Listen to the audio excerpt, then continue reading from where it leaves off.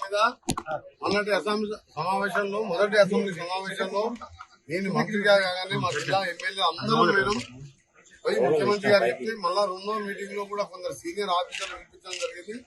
ఒక expert committee చేసి దీనికి తప్పకుండా దీనికి న్యాయం చేస్తామని చెప్పి, ఎందుకంటే ఎంత అన్యాయం జరుగుతుందో మన కానిస్టేబుల్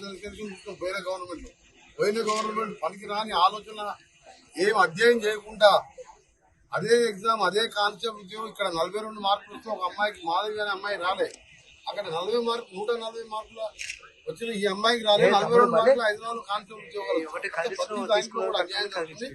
తప్పకుండా దాన్ని మార్పిచ్చే బాధ్యత మాది, మా ఎమ్మెల్యేలు, మేమందరం.